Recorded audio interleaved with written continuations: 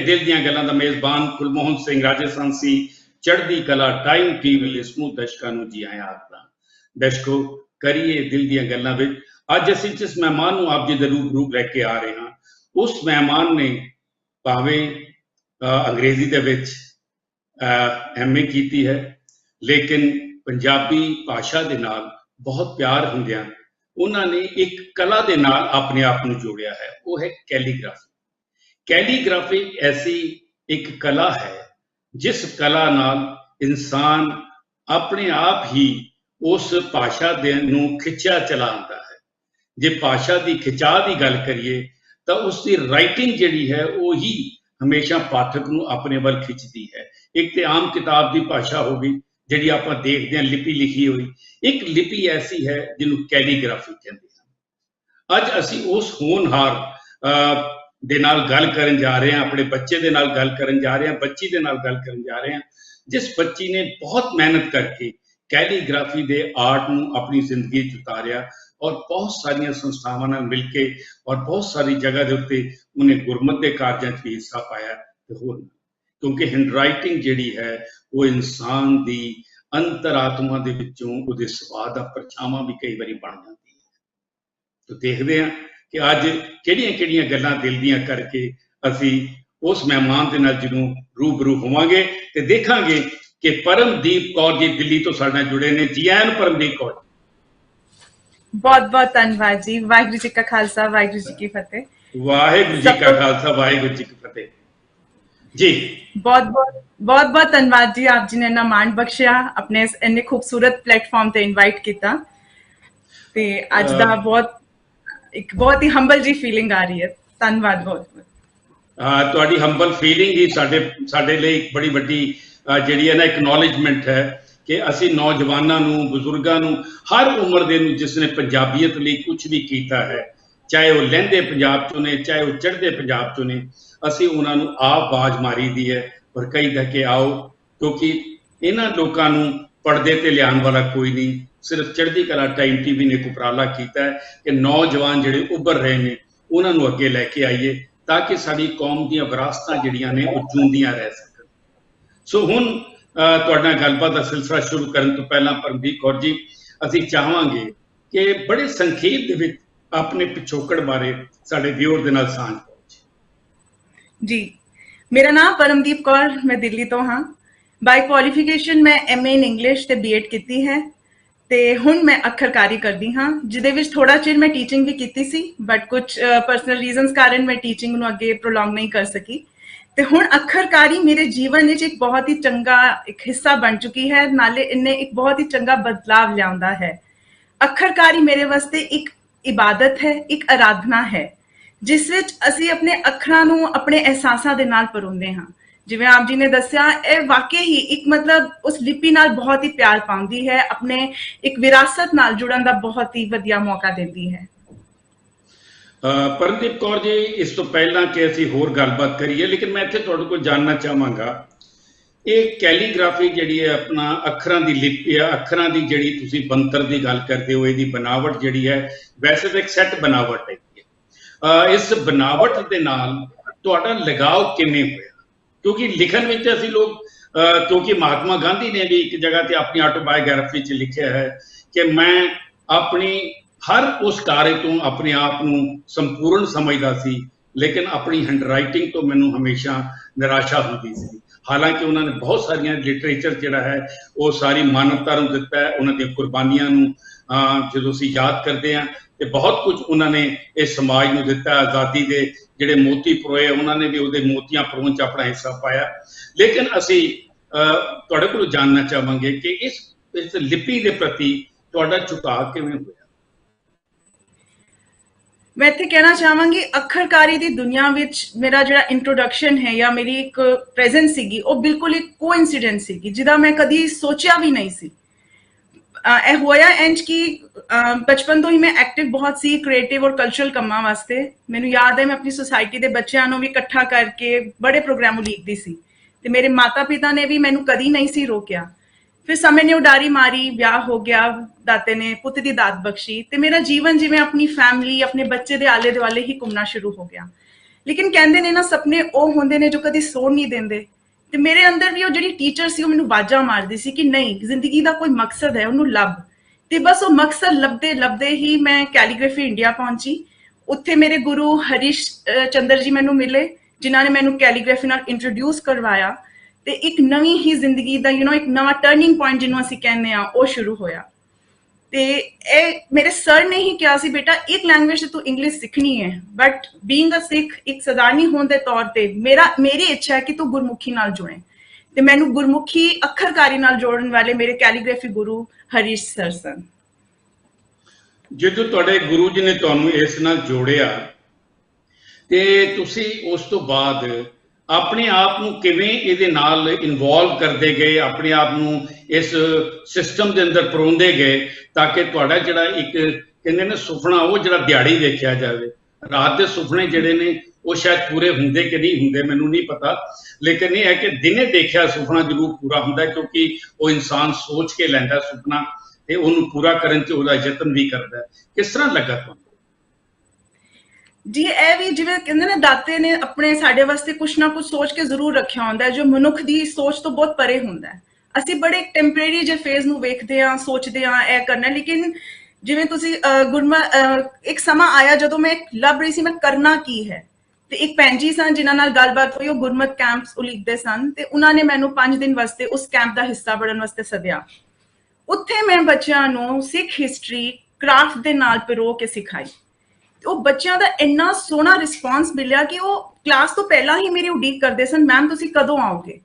ਤੇ ਉਹ ਜਿਹੜੇ 5 ਦਿਨ ਗੁਰਮਤ ਕੈਂਪ ਤੇ ਬੀਤੇ ਸਨ, ਉਸ ਤੋਂ ਬਾਅਦ ਇੱਕ ਫਿਰ ਹੋਰ ਗੁਰਮਤ ਕੈਂਪ 'ਚ ਸੇਵਾ ਕਰਨ ਦਾ ਮੌਕਾ ਮਿਲਦਾ ਰਿਹਾ। ਦੂਜੇ ਪਾਸੇ ਮੈਂ ਆਪਣੀ ਅੱਖਰਕਾਰੀ ਵਿੱਚ ਨਿਖਾਰ ਲਿਆਉਂਦੀ ਰਹੀ ਤੇ ਹੁਣ ਕਈ ਗੁਰਮਤ ਕੈਂਪਸ ਵਿੱਚ ਕ੍ਰਾਫਟ ਦੇ ਨਾਲ ਕੈਲੀਗ੍ਰਾਫੀ ਤੇ ਗੁਰਮਤ ਜਿਹੜੇ ਸਨੇਹ ਹਨ, ਸਾਡੀ ਜਿਹੜੀ ਵਿਰਾਸਤ ਹੈ, ਮੈਂ ਉਹਨਾਂ ਨੂੰ ਪਿਰੋ ਕੇ ਬੱਚਿਆਂ ਤੱਕ ਸੁਨੇਹਾ ਪਹੁੰਚਾਉਣ ਦੀ ਪੂਰੀ ਕੋਸ਼ਿਸ਼ ਕਰਦੀ ਹਾਂ। ਇੱਥੇ ਮੈਂ ਇੱਕ ਗੱਲ ਤੁਹਾਡੇ ਕੋਲ ਪੁੱਛਣਾ ਚਾਹਾਂਗਾ ਕਿ ਇਤਿਹਾਸ ਨੂੰ ਕੈਲੀਗ੍ਰਾਫੀ ਨਾਲ ਪੇਸ਼ ਕਰਨ ਦਾ ਇਹ ਥਾਟ ਪਹਿਲੇ ਨਿਵੇਕਲਾ ਜੀ ਗੱਲ ਹੈ, ਕਿਉਂਕਿ ਇਹ ਥਾਟ ਜਿਹੜੀ ਤੁਸੀਂ ਹੁਣੇ ਜ਼ਿਕਰ ਕੀਤਾ, ਸਾਡੇ ਵਿਊਅਰ ਵੀ ਇਸ ਗੱਲ ਨੂੰ ਬੜੀ ਹੈਰਾਨੀ ਨਾਲ ਸੋਚਦੇ ਹੋਣਗੇ ਕਿ ਇਤਿਹਾਸ ਨੂੰ ਉਸ ਤਰੀਕੇ ਨਾਲ ਪੇਸ਼ ਕਰਨਾ। ਇਹ ਸਾਨੂੰ ਥੋੜਾ ਵਿਸਤਾਰ ਵਿੱਚ ਦੱਸਣ ਦੀ ਕੋਸ਼ਿਸ਼ ਕਰੋ, ਕਿਉਂਕਿ ਮੇਰਾ ਵੀ ਹਿਸਟਰੀ ਇੱਕ ਵਿਸ਼ਾ ਹੈ ਔਰ ਮੈਂ ਇਹਦੇ ਤੇ ਜਾਣਨਾ ਚਾਹਾਂਗਾ, ਕਿਉਂਕਿ ਹਰ ਇਨਸਾਨ ਜ਼ਿੰਦਗੀ ਦੇ ਅੰਦਰ ਸਾਡੇ ਸਿੱਖ ਵਿੱਚ ਤਾਂ ਇੱਕ ਗੱਲ ਹੈ ਕਿ ਅਸੀਂ ਆਖਰੀ ਸਵਾਸਾਂ ਤੱਕ ਵਿਦਿਆਰਥੀ ਹਾਂ ਔਰ ਵਿਦਿਆਰਥੀ ਹੀ ਰਹਿਣਾ। ਇਹ ਗੱਲ ਮਤ ਸੋਚਣਾ ਕਿ ਮੈਂ ਤੁਹਾਡਾ ਉਮਰ 'ਚ ਵੱਡਾ ਤੇ ਸ਼ਾਇਦ ਤੁਹਾਡੇ ਨਾਲ ਗੱਲ ਕਰ ਰਿਹਾ, ਲੇਕਿਨ ਮੈਂ ਵੀ ਵਿਦਿਆਰਥੀ ਹਾਂ ਔਰ ਮੇਰੇ ਮਨ ਦੇ ਅੰਦਰ ਇਹ ਇੱਛਾ ਹੈ ਤੁਹਾਡੇ ਕੋਲ ਜਾਣਨ ਦੀ। ਕਿਰਪਾ ਕਰਕੇ ਮੇਰੀ ਝੋਲੀ 'ਚ ਗੱਲ ਪਾਓ ਕਿ ਇਤਿਹਾਸ ਨੂੰ ਕਿਸ ਤਰ੍ਹਾਂ ਆਪਾਂ ਕੈਲੀਗ੍ਰਾਫੀ ਵਰਗੇ ਅੱਖਰਾਂ ਦੀ ਬਣਤਰ ਦੇ ਨਾਲ ਪੇਸ਼ ਕਰਕੇ ਅਸੀਂ ਨੇੜੇ ਜਾ ਸਕਦੇ। ਜੀ ਜ਼ਰੂਰ। ਹੁਣ ਜਿਵੇਂ ਅਸੀਂ ਨਾਰਮਲੀ ਸਕੂਲ ਵਿੱਚ ਸਿੱਖ ਹਿਸਟਰੀ ਪੜ੍ਹਦੇ ਹਾਂ, ਅਸੀਂ ਬੱਚਿਆਂ ਨੂੰ ਚੈਪਟਰ ਪੜ੍ਹਾਉਂਦੇ ਹਾਂ, ਕੁਐਸਚਨ ਆਨਸਰਸ ਰਟਾਤੇ, ਐਸੇ ਲਿਖਣ ਨੂੰ ਕਹਿਤਾ ਵੀ ਗੁਰੂ ਸਾਹਿਬ ਤੇ ਐਸੇ ਲਿਖ ਕੇ ਲਿਆਓ ਜਾਂ ਮਾਂ ਬੋਲੀ ਕੀ ਹੈ ਐਸੇ ਲਿਖ ਕੇ ਲਿਆਓ। ਤੇ ਉਹ ਇੱਕ ਬਹੁਤ ਰੂਟੀਨ ਜੀ ਲਰਨਿੰਗ ਹੁੰਦੀ ਹੈ। ਤੇ ਜੋ ਮੈਂ ਕੋਸ਼ਿਸ਼ ਕਰਦੀ ਹਾਂ, ਮੇਰਾ ਦਿਲ ਹੁੰਦਾ ਹੈ ਕਿ ਇੱਕ ਸਨੇਹਾ ਜਿਹੜਾ ਮੈਂ ਦੇਣਾ ਚਾਹੁੰਦੀ ਹਾਂ, ਜਿਵੇਂ ਹੁਣ ਕੋਈ ਗੁਰਪੁਰਬ ਹੈਗਾ, ਹੁਣੇ ਪਿੱਛੇ ਸਾਡੇ 8ਵੇਂ ਪਾਤਸ਼ਾਹੀ ਦਾ ਗੁਰਪੁਰਬ ਨਿਕਲਿਆ ਸੀ, ਗੁਰੂ ਹਰਕ੍ਰਿਸ਼ਨ ਸਾਹਿਬ ਜੀ ਦਾ, ਤੇ ਅਸੀਂ ਗੁਰਸਾਂਝ ਗਰੁੱਪ ਵਿੱਚ ਉਹਦੇ ਬਾਰੇ ਵੀ ਗੱਲ ਕਰਾਂਗੇ। ਉੱਥੇ ਅਸੀਂ ਬੱਚਿਆਂ ਨੂੰ ਇੱਕ ਸੈਸ਼ਨ ਕਰਾਇਆ ਜਿਹਦੇ ਵਿੱਚ ਮੈਂ ਗੁਰੂ ਸਾਹਿਬ ਦੇ ਜੀਵਨ ਬਾਰੇ ਬੱਚਿਆਂ ਨੂੰ ਸਮਝਾਇਆ, ਮੇਰੇ ਟੀਮ ਮੈਂਬਰਸ ਨੇ ਨਾਲ ਮਿਲ ਕੇ। ਤੇ ਮੈਂ ਉਹਨਾਂ ਨੂੰ ਇੱਕ ਕ੍ਰਾਫਟ ਐਕਟੀਵਿਟੀ ਦੱਸੀ ਕਿ ਉਹ ਜਿਹੜੇ ਅਸੀਂ ਤੁਹਾਨੂੰ ਫੈਕਟਸ ਦੱਸ ਰਹੇ ਹਾਂ, ਤੁਸੀਂ ਉਹਨਾਂ ਨੂੰ ਕਿਸ ਤਰ੍ਹਾਂ ਇੱਕ ਸੋਹਣੇ ਜਿਹੇ ਇੱਕ ਪੈਟਰਨ ਵਿੱਚ ਪਰੋ ਕੇ ਆਪਣੇ ਕੋਲ ਸੰਜੋ ਕੇ ਰੱਖਣਾ ਹੈ। ਇਸੇ ਤਰ੍ਹਾਂ ਮੈਂ ਬੱਚਿਆਂ ਨੂੰ ਛੋਟੇ ਛੋਟੇ ਵਾਲ ਹੈਂਗਿੰਗਸ ਜੇ ਸਿਖਾਏ ਤੇ ਉਹਦੇ ਵਿੱਚ ਮੈਂ ਕੁਝ ਹੋਰ ਕੋਟ ਲਿਖਣ ਦੀ ਬਜਾਏ ਨਿਰਭਉ ਨਿਰਵੈਰ ਦਾ ਸੁਨੇਹਾ ਦੇਣਾ ਲਿਖਵਾਉਣਾ ਸਿਖਾਇਆ, ਤਾਂ ਕਿ ਉਹ ਆਪਣੇ ਆਲੇ ਦੁਆਲੇ ਵਿੱਚ ਇੰਨੀ ਚੜ੍ਹਦੀ ਕਲਾ ਵਾਲੀਆਂ ਚੀਜ਼ਾਂ ਰੱਖਣ ਕਿ ਰੋਜ਼ ਉਹ ਉਹਨਾਂ ਦਾ ਉਹ ਪੜ੍ਹਨ ਤੇ ਉਹ ਆਪਣੇ ਜੀਵਨ ਵਿੱਚ ਉਸ ਚੀਜ਼ ਨੂੰ ਲਿਆਉਣ ਦੀ ਕੋਸ਼ਿਸ਼ ਕਰਨ। ਤੇ ਇਹ ਸਿਰਫ ਇੱਕ ਨਿਮਾਣੀ ਜਿਹੀ ਕੋਸ਼ਿਸ਼ ਹੈ ਜੋ ਮੈਂ ਇਤਿਹਾਸ ਨਹੀਂ, ਇਹ ਤੇ ਨਹੀਂ, ਇਹ ਤਾਂ ਮਤਲਬ ਪਰਮਦੀਪ ਕੌਰ ਜੀ ਇਹ ਤੇ ਹੋ ਗਈ ਗੁਰਬਾਣੀ ਦੀ ਗੱਲ। ਇਤਿਹਾਸ ਨੂੰ ਕਿਸ ਤਰੀਕੇ ਨਾਲ ਆਪਾਂ ਕੈਲੀਗ੍ਰਾਫੀ ਨਾਲ ਜੋੜਦੇ ਹਾਂ, ਮੇਰਾ ਪ੍ਰਸ਼ਨ ਇਹ ਤੁਹਾਨੂੰ ਬਾਰ-ਬਾਰ ਹੈਗਾ ਕਿ ਇਹਨੂੰ ਕਿਵੇਂ ਤੁਸੀਂ ਉਹਨੂੰ ਰਿਲੇਟ ਕੀਤਾ। ਹਾਲਾਂਕਿ it's very very difficult job ਕਿ ਵੀ ਕਰਨਾ ਬੜਾ ਔਖੀ ਜੀ ਗੱਲ ਹੈ, ਤੈਨੂੰ ਇਹ ਆਈਡੀਆ ਹੀ ਆਪਣੇ ਆਪ ਤੇ ਨਿਵੇਕਲਾ ਜਿਹਾ ਹੈ, ਲੇਕਿਨ ਇੱਕ ਮੈਨੂੰ ਵਿਦਿਆਰਥੀ ਦੇ ਰੂਪ ਵਿੱਚ ਸਮਝਾਉਣ ਦੀ ਕੋਸ਼ਿਸ਼ ਕਰੂੰਗਾ। ਕੈਲੀਗ੍ਰਾਫੀ ਜਿਹੜੀ ਅੱਖਰਕਾਰੀ ਹੈ ਇਹ ਨਹੀਂ ਕਿ ਅਸੀਂ ਹੁਣੇ ਸ਼ੁਰੂ ਕੀਤੀ ਹੈ, ਪੁਰਾਤਨ ਕਾਲ ਤੋਂ ਹੀ ਅੱਖਰਕਾਰੀ ਹੈਂਡ ਰਿਟਨ ਸਕ੍ਰਿਪਟਸ ਅਸੀਂ ਦੇਖਦੇ ਹਾਂ ਆਪਣੇ ਆਸੇ-ਪਾਸੇ, ਆਪਣੇ ਗੁਰੂ ਗ੍ਰੰਥ ਸਾਹਿਬ ਜੀ ਦੇ ਕਿੰਨੇ ਸਰੂਪ ਹਨ ਜੋ ਹੱਥ ਲਿਖਿਤ ਹਨ। ਤੇ ਸ਼ੁਰੂ ਤੋਂ ਹੀ ਸਾਰੇ ਦਸਮ ਪਾਤਸ਼ਾਹੀ ਨੇ ਲਿਖਣ ਉੱਤੇ ਬਹੁਤ ਹੀ ਜ਼ਿਆਦਾ ਇੰਪੋਰਟੈਂਸ ਦਿੱਤੀ ਸੀ, ਕਿਉਂਕਿ ਉਸ ਟਾਈਮ ਪ੍ਰਿੰਟਿੰਗ ਪ੍ਰੈਸਸ ਨਹੀਂ ਸਨ ਤੇ ਸੰਗਤ ਨੂੰ ਇਹ ਆਦੇਸ਼ ਹੁੰਦਾ ਸੀ ਕਿ ਵੀ ਤੁਸੀਂ ਆਪ ਹੀ ਆਪਣੇ ਗੁਟਕੇ, ਆਪਣੀ ਇਹ ਸਭ ਜੋ ਇਸ ਚੀਜ਼ ਨੂੰ ਪਰੋਣਾ ਹੈ ਜੋ ਗੁਰੂ ਸਾਹਿਬ ਦੇ ਸਨੇਹ ਹਨ, ਤਾਂ ਕਿ ਅਸੀਂ ਅਗਲੀਆਂ ਆਉਣ ਵਾਲੀ ਪੀੜ੍ਹੀਆਂ ਤੱਕ ਪਹੁੰਚਾ ਸਕੀਏ। ਤੇ ਅੱਖਰਕਾਰੀ ਦਾ ਜਿਹੜਾ ਇਤਿਹਾਸ ਹੈ ਉਹ ਬਹੁਤ ਹੀ ਪਿੱਛੇ ਤੱਕ ਜਾਂਦਾ ਹੈ। ਤੇ ਜਦੋਂ ਅਸੀਂ ਹੁਣ ਸੈਸ਼ਨਸ ਲੈਂਦੇ ਹਾਂ ਬੱਚਿਆਂ ਨੂੰ ਨਾਲ, ਕੋਸ਼ਿਸ਼ ਕਰਦੇ ਹਾਂ ਕਿ ਦੱਸੀਏ ਕਿ ਕਿਸ ਤਰ੍ਹਾਂ ਕਾਗਜ਼ ਬਣਦਾ ਸੀ, ਕਿਸ ਤਰ੍ਹਾਂ ਸਿਆਹੀ ਬਣਦੀ ਸੀ ਤੇ ਕਿੰਨੀ ਮਿਹਨਤ ਤੋਂ ਬਾਅਦ ਅਸੀਂ ਇੱਕ ਸਰੂਪ ਨੂੰ ਇੱਕ ਸ਼ਕਲ ਦਿੰਦੇ ਸੀ। ਅੱਜ ਕੱਲ ਦੇ ਟਾਈਮ ਵਿੱਚ ਬਹੁਤ ਆਸਾਨ ਹੈਗਾ ਹੈ ਕਿ ਅਸੀਂ ਪੈਨਸ ਖਰੀਦ ਲਏ, ਪੇਪਰ ਰੈਡੀਮੇਡ ਲੈ ਲਿਆ, ਲੇਕਿਨ ਜੋ ਕਾਲਾਂ ਸਾਡੇ ਤੋਂ ਪਹਿਲੇ ਸਾਡੇ ਪੂਰਵਜਾਂ ਨੇ ਸਾਡੀਆਂ ਪੀੜ੍ਹੀਆਂ ਨੇ ਕੀਤੀ ਹੈ ਉਹ ਬਹੁਤ ਹੀ ਬਹੁਮੁੱਲੇ ਤੇ ਬਹੁਤ ਅਨਮੋਲ ਹੈ। ਨਹੀਂ, ਮੈਂ ਤੁਹਾਡੀ ਗੱਲ ਸਮਝ ਗਿਆ ਕਿ ਇਹ ਬਹੁਤ ਵੱਡੀ ਕੈਲੀਗ੍ਰਾਫੀ ਜਿਹੜੀ ਹੈ ਇਹਦਾ ਮੁੱਢਲਾ ਇਤਿਹਾਸ ਨੂੰ ਨਾਲ ਜੋੜ ਕੇ ਤੁਸੀਂ ਜਦੋਂ ਬੱਚਿਆਂ ਨੂੰ ਦਿੰਦੇ ਸੀ ਤੇ ਬੱਚਿਆਂ 'ਚ ਇੰਟਰਸਟ ਕਿਹੋ ਜਿਹਾ ਪੈਦਾ ਹੁੰਦਾ? ਬੱਚੇ ਜੋ ਕਹਿੰਦੇ ਨੇ ਨਾ ਕਿ ਨਾਰਮਲ ਜੇ ਅਗਰ ਅਸੀਂ ਉਹਨਾਂ ਨੂੰ ਲੈਕਚਰਸ ਦਈਏ ਤੇ ਉਹ ਇੰਨਾ ਇੰਜੋਏ ਨਹੀਂ ਕਰਦੇ, ਜਦੋਂ ਪਰ ਅਸੀਂ ਉਹਨਾਂ ਨੂੰ ਨਾਲ ਕੁਝ ਕ੍ਰੀਏਟੀਵਿਟੀ, ਕੁਝ ਕਲਾਤਮਕ ਢੰਗ ਨਾਲ ਕੋਈ ਐਕਟੀਵਿਟੀਜ਼ ਵਿੱਚ ਦਿੰਦੇ ਹਾਂ ਤੇ ਉਹ ਉਹਨੂੰ ਬਹੁਤ ਹੀ ਖੂਬਸੂਰਤੀ ਨਾਲ ਗ੍ਰਹਿਣ ਕਰਦੇ ਨੇ। ਤੇ ਇਹ ਬਿਲਕੁਲ ਕਹਿੰਦੇ ਕੱਚੀ ਮਿੱਟੀ ਅਸੀਂ ਉਹਨਾਂ ਨੂੰ ਟਾਲ ਲੈਂਦੇ ਹਾਂ, ਅਸੀਂ ਉਹਨਾਂ ਨੂੰ ਜੋ ਕਹਿੰਦੇ ਹਾਂ ਉਹਨਾਂ ਨੂੰ ਬਹੁਤ ਉਹ ਰਹਿੰਦਾ। ਅਸੀਂ ਮਤਲਬ ਲਿਖਣ ਦੇ ਨਾਲ ਨਾਲ ਓਰਲ ਗੱਲ ਵੀ ਉਹਨਾਂ ਨੂੰ ਸਮਝਾਉਣ ਦੀ ਕੋਸ਼ਿਸ਼ ਕਰਦੇ ਹਾਂ। ਬਾਕੀ ਜਦੋਂ ਅੱਖਰ ਸੋਹਣੇ ਰੂਪ ਵਿੱਚ ਪੇਪਰ ਤੇ ਉਤਰਦੇ ਨੇ, ਕਾਗਜ਼ ਦੇ ਉਤਰਦੇ ਨੇ ਤੇ ਉਹ ਵੈਸੇ ਹੀ ਬਹੁਤ ਆਕਰਸ਼ਕ ਹੋ ਜਾਂਦੇ ਨੇ। ਤੇ ਮੈਂ ਇੱਥੇ ਇੱਕ ਤੁਹਾਨੂੰ ਜਿਵੇਂ ਦਿਖਾਣਾ ਚਾਹਾਂਗੀ, ਹੁਣ ਸਪੋਜ਼ ਇੱਕ ਨਾਰਮਲ ਜਿਹਾ ਵਰਡ ਗੁਰਮੁਖੀ ਹੀ ਲਿਖਿਆ ਹੋਇਆ ਹੈ ਜੀ, ਤੇ ਇਹਦੇ ਵਿੱਚ ਪੂਰੀ 35 ਜਿਵੇਂ 35 ਨੂੰ ਪਿੱਛੇ ਸਰੂਪ ਰੱਖਿਆ ਹੋਇਆ ਕਿ ਸਾਡੇ ਮੁੱਢਲੇ ਕੀ ਵਰਡਸ ਹੈਗੇ ਨੇ, ਕਿਉਂਕਿ ਜੇ 35 ਅੱਖਰੀ ਆਏਗੀ ਤਾਂ ਹੀ ਅਸੀਂ ਅੱਗੇ ਵੱਧ ਸਕਾਂਗੇ। ਤੇ ਇਹ ਬਹੁਤ ਛੋਟੀਆਂ ਜੀਆਂ ਅਸੀਂ ਕ੍ਰੀਏਟ ਕਰ ਲੈਂਦੇ ਹਾਂ। ਇਸ ਨੂੰ ਬਣਾ ਪਰਮਦੀਪ ਕੌਰ ਜੀ ਜਰਾ ਕੋਈ ਟਾਈਟਲ ਨੂੰ ਜਰਾ ਕੋ ਬਹੁਤ ਨੇੜਿਓਂ ਕਰਕੇ ਦਿਖਾਓ, ਜਰਾ ਕੋ ਅੱਛਾ ਲੱਗ ਰਿਹਾ ਦੇਖ ਕੇ ਕਿ 35 ਅੱਖਰੀ ਜਿਹੜੀ ਹੈ ਤੇ ਬੈਕਗ੍ਰਾਉਂਡ ਦੇ ਵਿੱਚ ਹੈ। ਔਰ ਦਰਸ਼ਕੋ ਤੁਸੀਂ ਆਪ ਦੇਖ ਰਹੇ ਹੋ ਕਿ ਕਿਸ ਤਰੀਕੇ ਦੇ ਨਾਲ ਪਰਮਦੀਪ ਕੌਰ ਜੀ ਨੇ ਗੁਰਮੁਖੀ ਉੱਪਰ ਕੈਲੀਗ੍ਰਾਫੀ ਦੇ ਕੇ ਥੱਲੇ ਜਿਹੜੇ 35 ਅੱਖਰੀ ਹੈ ਉਹਨੂੰ ਸਾਈਡਾਂ ਤੇ ਡਿਜ਼ਾਈਨ ਦੇ ਕੇ ਉਹਨੂੰ ਉਜਾਗਰ ਕੀਤਾ। ਇੱਕ ਬੜਾ ਨਵੇਕਲਾ ਜਿਹਾ ਕੰਮ ਹੈ ਔਰ ਅਸੀਂ ਇਹਦੇ ਬਾਰੇ ਬਹੁਤ ਕਦੀ ਸੋਚਦੇ ਵੀ ਨਹੀਂ, ਲੇਕਿਨ ਇਹ ਵੀ ਇੱਕ ਕਲਾ ਹੈ, ਇੱਕ ਆਰਟ ਹੈ ਜਿਸ ਨੂੰ ਇਹ ਪੇਸ਼ ਕਰ ਰਹੇ ਨੇ ਔਰ ਬਹੁਤ ਅੱਛਾ ਲੱਗਾ ਤੁਹਾਡੇ ਕੋਲੇ ਦੇਖ ਕੇ। ਅਸੀਂ ਹੋਰ ਵੀ ਤੁਹਾਡੀਆਂ ਕੁਝ ਸ਼ਾਇਦ ਹੋਣਗੀਆਂ, ਤੁਸੀਂ ਦਿਖਾਓਗੇ ਸਾਡੇ ਵੀਅਰ ਨੂੰ ਜਿਹੜੀ ਮਿਹਨਤ ਤੁਸੀਂ ਕੀਤੀ ਹੋਣੀ ਹੈ। ਤੋ ਹਾਂ, ਹੋਰ ਤੁਸੀਂ ਇਹਦੇ ਬਾਰੇ ਕੀ ਕਹਿਣਾ ਚਾਹੋਗੇ ਕੈਲੀਗ੍ਰਾਫੀ ਬਾਰੇ?